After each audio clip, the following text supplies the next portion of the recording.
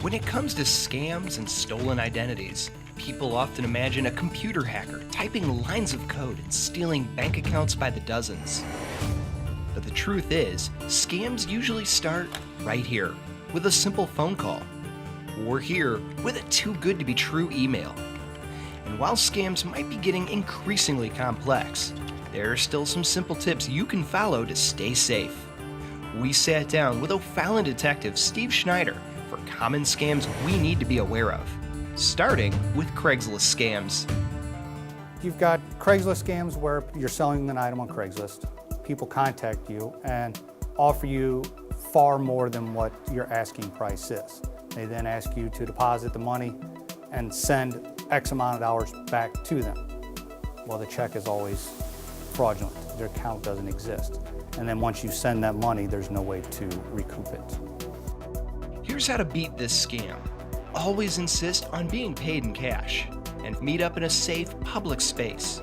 One such option is at O'Fallon's Justice Center, which offers up an online meeting area that's monitored 24/7 by our dispatch department. Another common scam involves gift cards. Here's how it works. The scammer calls you up, telling you they're with the IRS and you failed to pay all of your taxes.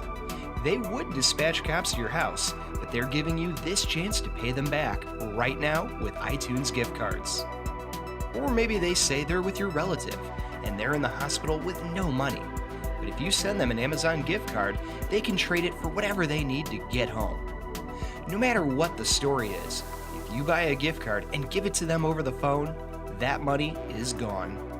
Anybody who requires you to pay with the gift card or threatens you with arrest and you have to pay with the gift card, it is a scam. Nobody requires gift cards as payments. Here's one you've probably already heard about in the news.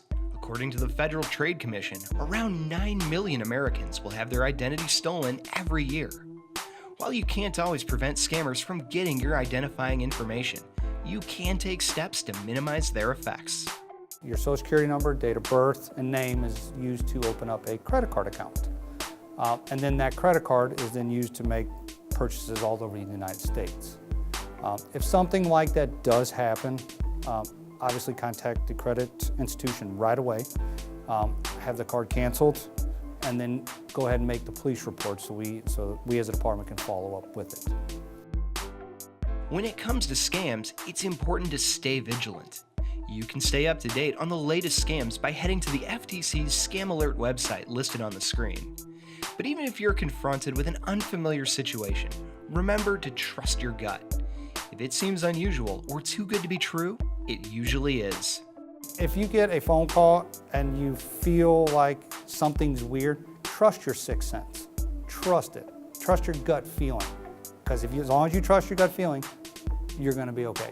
Because usually your gut feeling is always right. And if you do go ahead and make that phone call and send that, you're going to be a victim.